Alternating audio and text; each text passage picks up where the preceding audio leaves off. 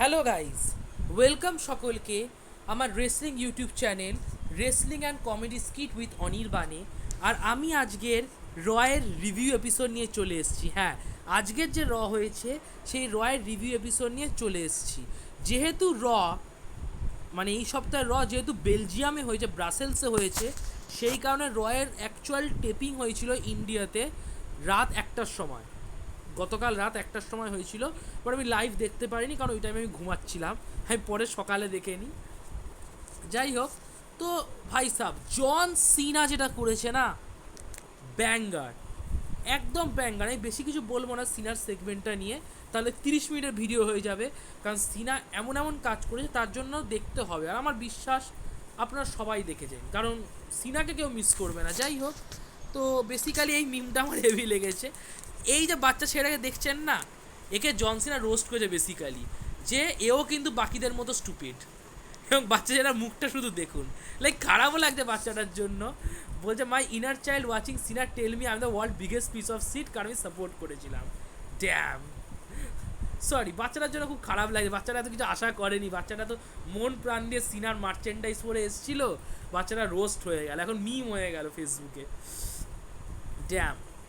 যাই হোক, তো জন সিনা অ্যাকচুয়ালি আসে এবং সিনা এসে বেসিক্যালি যেটা বলে, যদি সংক্ষেপে বলতে চাই, ও একটাই কথা বলে যে আমি না ভালো না খারাপ, আমি একটা মানুষ। আর আমি তোমাদের মানে আবদার রাখতে রাখতে বোর হয়ে গেছি। তোমরা ফ্যানেরা খালি আবদার চাও, তোমরা ফ্যানেরা পুতুলের মতো চাও আমাকে ওঠাতে বসাতে। তোমাদের জন্য আমি অনেক কিছু করেছি, তোমরা আমাকে 25 বছর ধরে ঘেন্না করে গেছো। আমি তোমাদের জন্য অনেক পাল্টেছি, অনেক ভালো ভালো ম্যাচ দিয়েছি, অনেক খেটেছি, তা সত্ত্বেও তোমাদের মন পাইনি। তো তোমরা আমার মানে একটা খুব টক্সিক রিলেশনশিপের মধ্যে ছিলাম তোমাদের ফ্যানেদের সাথে। তাই জন্য আমি খুব খুশি, কারণ তোমরা ফ্যানেরা আর আমার জীবনে থাকবে না। আমি তোমাদের ডাম্প করে দিচ্ছি, তোমাদের ছেড়ে দিচ্ছি, আমাদের মধ্যেকার সম্পর্ক শেষ। এরপর সিনা এটাও বলে যে যারা সিনা সাকস বলছে তারা তো এমনিতেই স্টুপিড, তারা তো জীবনের মানে বোঝে না, মানে বুঝলে তাকে সাপোর্ট করতো। বাট যারা সাপোর্টও করছে তারাও কিন্তু সেম লেভেলের স্টুপিড। কেন? কারণ যারা সাপোর্ট করছে তারা সিনাকে ভালোবাসে না, তারা জাস্ট সিনার মধ্যে দিয়ে নিজের ব্যর্থতাকে ঢাকার চেষ্টা করে। তারা সিনার কাছ থেকে শুধু নিতে জানে, সিনার টাইম, সিনার খুশি, এগুলো নিতে জানে, সিনার কাছ থেকে মার্চেন্ডাইজ, চ্যারিটি এসব নিতে জানে, আর সিনাকে কিছু দিতে জানে না। অ্যান্ড জাস্ট ওর টাইম নষ্ট করছে, এবং নিজেদের টাইমও নষ্ট করছে, কারণ এরা সবাই ব্যর্থ। আর সিনা যখন সাকসেস হয় তখন সেই সাকসেসের আনন্দে নাচে। তো এরাও অফুল। তো বেসিক্যালি সিনা সবাইকেই রোস্ট করে দেয়, নিজের ফ্যানেদেরও রোস্ট করে দেয়, নন সিনা ফ্যানেদেরও রোস্ট করে দেয়। যাই হোক, সিনা আরেকটা ইম্পর্টেন্ট কথা বলে যে আমি দিয়েই গেছি, তোমরা নিয়েই গেছো, তোমরা জিজ্ঞেস পর্যন্ত করো না যে আমি কেমন আছি। তোমরা শুধু এটা ভাবো যে কী হবে, তোমরা কী পাবে, তোমরা কিছু পাবে না। কিন্তু পেতে গেলে অর্জন করতে, যেটা তোমরা অর্জন করোনি। ভাই সাহ, পুরো স্পিডে বলে গেলাম আমি, বাট জন সিনা লিটারালি এগুলোই বলেছে। অ্যান্ড দেন কোডি রোডস আসে, মানবতার প্রতি কোডি রোডস আসে, এবং কোডি রোডস এসে একটা কথাই বলে সিনাকে, যে আমি যে জন সিনাকে চিনতাম, যে হাসেল লয়ালটি রেসপেক্ট শিখিয়েছিল, সেই জন সিনা তুমি নও। আমি সেই জন সিনাকে রেসেলমেনিয়ায় চাই, কারণ এই জন সিনা যদি আমার এগেনস্টে দাঁড়ায় আমি তুড়ি মেরে হারিয়ে দেবো। তো সিনা বলে শোনো বাচ্চা। কোডি তখন বলে আমি বাচ্চা নয়, আমি হচ্ছি চ্যাম্পিয়ন।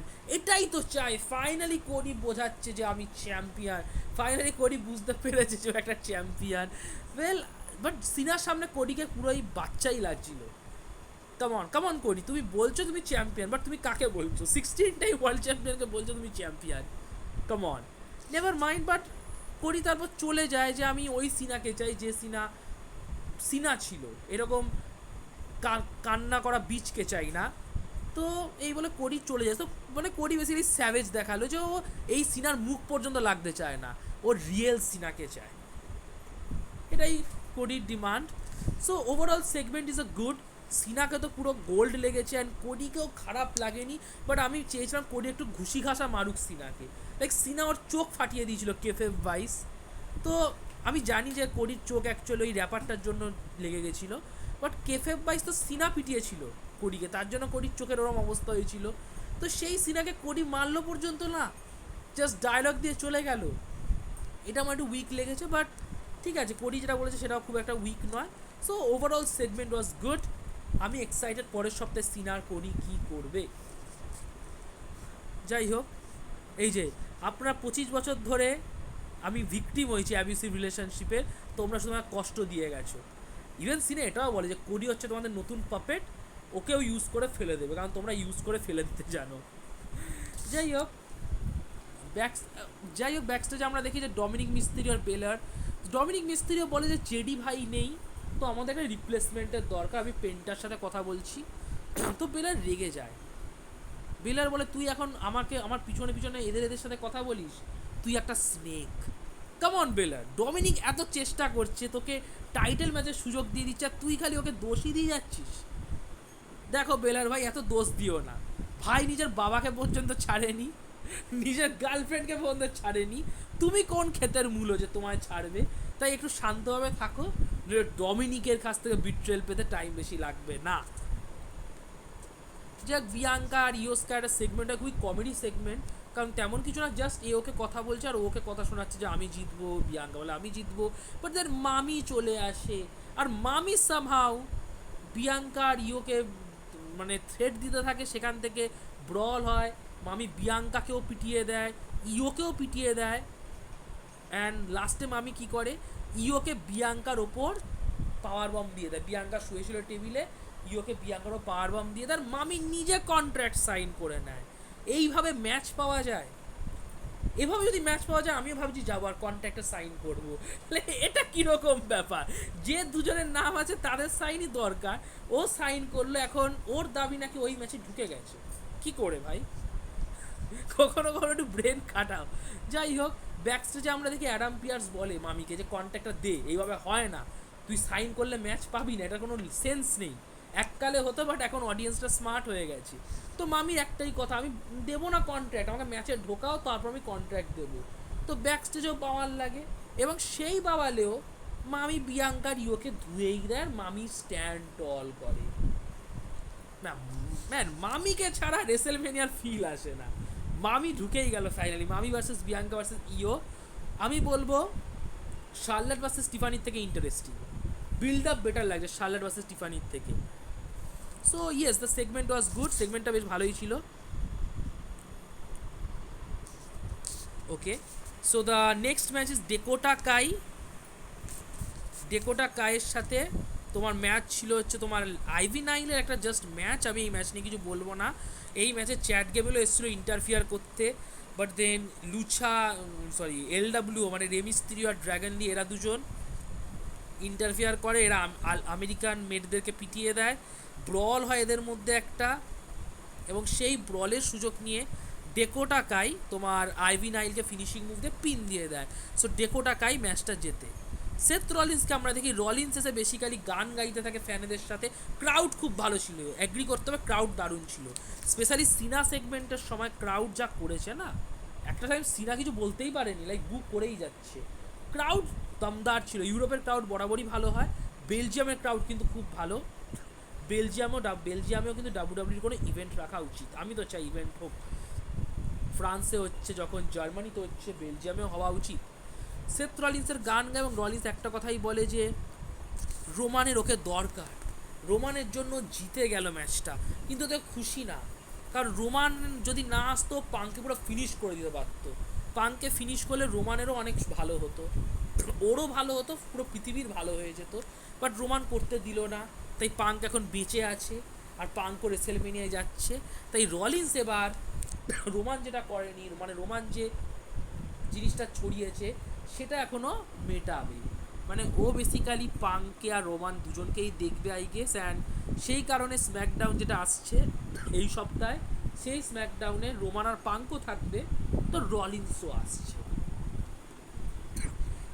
দেন আমরা জেউসোকে নিয়ে বলি, তো বেসিক্যালি অস্টিন থিওরির সাথে জেউসোর ম্যাচ হয়, এবং এই ম্যাচে জেউসো 1 মিনিটে থিওরিকে হারিয়ে দেয়, অস্টিন থিওরি 1 মিনিটে হারছে, এই থিওরি সিনাকে হারিয়েছিল রেসেলমেনিয়ায়, এই থিওরি রলিন্সকে পিন দিয়েছিল, ববি ল্যাশলিকে পিন দিয়েছিল, এই থিওরি নাকি 1 মিনিটে জেউসোর কাছে হারছে। কাম অন, এ কি আর ট্রুথ নাকি ভাই? Never mind. তাও কিভাবে হারছে, জেউসো একটা বচ স্পিয়ার দিয়েছে, স্পিয়ার তো না, ওটা ক্রস বডি ছিল, ইভেন মাইকেল কোলো বলে ক্রস বডি, এবং ওই ক্রস বডিতেই পিন হয়ে গেল আমাদের অস্টিন থিওরি ভাইয়ের। ম্যান এটা থেকে আমি প্রমাণ পেয়ে গেলাম যে আমি চাই না জেউসও চ্যাম্পিয়ন হোক। প্রথমত এর রোমানের মুভ কপি করা বন্ধ করুক, ভুলভাল করছে, রোমানের বদনাম হচ্ছে, একে আর করা উচিত না চ্যাম্পিয়ন, কাম অন। তারপরে ম্যাচ শেষের পর জেউসো গ্রেসন ওয়েলারকে পেটায়, ওয়েলার আর থিউরির ওপর জাম্প দিয়ে কি একটা করতে যায়, সেখানেও বচ করে দেয়। জেউসো বচ তো করেছে ভাই। দেন গুন্থার আসে, গুন্থার এসে জেউসোকে অজ্ঞান করানোর চেষ্টা করে, ঘুম পাড়ানোর চেষ্টা করে, বাট জেউসো ভাই কাউন্টার করে দেয় অ্যান্ড জেউসো স্ট্যান্ড টল করে। জেউসো ওয়ার্ল্ড হেভিওয়েট চ্যাম্পিয়নশিপ নিয়ে পোজ দিচ্ছে, যেটা দেখে আমার একদমই খারাপ লাগছে। গুন্থার রিটেন চাই আমি এখন। কারা কারা আমার সাথে আছে তারা বলো, গুন্থার টিমে আমি, আমি জেউসের টিমে নই। একটা টাইম ভালো লাগতো, বাট আমার এখন ক্রিঞ্জ লাগছে ওর এই পেছন থেকে ব্যাক স্টেজে ঘরে ঘরে কারো ঘরে গিয়ে বলছে ইটি। যাই হোক, তো সেগমেন্ট আমার ভালো লাগেনি। লুডভিগের সাথে পেন্টার ম্যাচ হয়, যে ম্যাচটা খুবই ভালো ম্যাচ ছিল, আমার বেশ ভালো লেগেছে, ইন্টারেস্টিং লেগেছে। চেয়ার ছিল, যেহেতু নোডিকিউ ম্যাচ ছিল তাই চেয়ার ইউজ করেছে, এবং এই ম্যাচে ফিনিশটা আমার ভালো লেগেছে। বেসিক্যালি কী করে, পেন্টা তোমার চেয়ারের ওপর লুডভিগকে ম্যাক্সিকান ওইটা দেয়, Mexican destroyer, and then finishing move দিয়ে দেয়, আর লুডভিগের পিন হয়ে যায়। পেন্টা লুডভিগকে পিন করে দেয়, পেন্টা ম্যাচটা জেতেন। পেন্টা জিতেই বলে আমার চাই ইন্টারকন্টিনেন্টাল চ্যাম্পিয়নকে। নাইস। পেন্টা বাসে লুডভিকে একটা কথা বলতে চাই, যে লুডভিগ কিন্তু আমাকে ইমপ্রেস করছে, ওর চলাফেরার ধরন দেখে না, আমি ওর ম্যাচের কথা বলছি। হাঁটে তো মেয়েদের মতন, ওটা ইমপ্রেস করার মতন জিনিস না। অ্যাজ আ মাইকে এবং রিংয়ে লুডভিগ কিন্তু বেশ ভালো পারফর্ম করে। ট্যাগ টিম ম্যাচ দেখে আমরা আমেরিকান মেরের সাথে রেমিস্তিরিও আর ড্র্যাগন লি, এই ম্যাচ নিয়ে আমি কিছু বলবো না। বেসিক্যালি রেমিস্তিরিওর টিমই যেতে, রেমিস্তিরিও আর ড্র্যাগন লি। রেমিস্তিরিওর মতন ভয়ঙ্কর প্লেয়ার আমি দেখিনি ভাই, কিন্তু তরুণদের কাছে হারতে চায় না। লাস্ট রেমিস্তিরিও লোগান পলের কাছে হেরেছিল বলে রেমিস্তিরিও নাকি 2 সপ্তাহের জন্য ডাব্লিউডাব্লিউতে আসেনি। এই হচ্ছে আমাদের রেমিস্তিরিও, নিজের ছেলেকে দুটো রেসেলমেনিয়াতে হারিয়েছে ভাই, কিন্তু ভয়ঙ্কর রকমের হিল। ও দেখায় ফেস, কিন্তু অ্যাকচুয়ালি হিল আমাদের রেমিস্টিরিও ভাই। এই সিনাকে আমরা হিল ভাবছি, সিনা কিন্তু কোডির কাছে হেরে যাবে, হেরে গিয়ে কোডিকে তুলে দেবে হয়তো, কিন্তু আমাদের রেমিস্টিরিও ভাই কিন্তু লেজেন্ড। যাই হোক, রেমিস্তিরিও পিন দিয়ে দেয়, রেমিস্তিরিও টিম যেতে, বাট ম্যাচের পর একটা মাস্ক পরা প্লেয়ার রেমিস্তিরিও আর ড্রাগনলিকে ধুয়ে দেয়, এবং এই মাস্কটা আপনারা বুঝতেই পারছেন অনেকটা চ্যাট গেবেল ভাইব দিচ্ছে, চ্যাট গেবেলের মুভও দিচ্ছে। আমেরিকান মাস্ক পরে চ্যাট গেবেলের মতো থ্যাংক ইউ করছে, মানে হাতের সিম্বল। এবং এটা দেখে আমার মনে হচ্ছে এটা চ্যাট গেবেল নাও হতে পারে, এটা প্রবাবলি পেন্টার বাই রেফিনিক্স। যদি হয় আমি খুশি হব, চ্যাট গেবেল হলে কিন্তু মজা থাকবে না। তাহলে বুঝে নিতে হবে চ্যাট গেবেল যে এত খুঁজেছিল, ও খুঁজে ওই মাস্কটা পেলো, মাস্কটাই অ্যাকচুয়ালি পাওয়ার লুচাদের হারানোর, এটাই হয়তো বোঝাতে চাইছে। মেন ইভেন্টের কথা বলি, ফিন বেলার ব্রন breaker is a good match, ভালো লেগেছে ম্যাচটা। আর ফিন বেলার বরাবরই জবারদের মতন যা কাজ করে সেটাই করেছে এই ম্যাচেও, জাস্ট এই ম্যাচে মার খেয়েছে বেশি, অ্যান্ড ইভেন পিন ফলও খেয়েছে।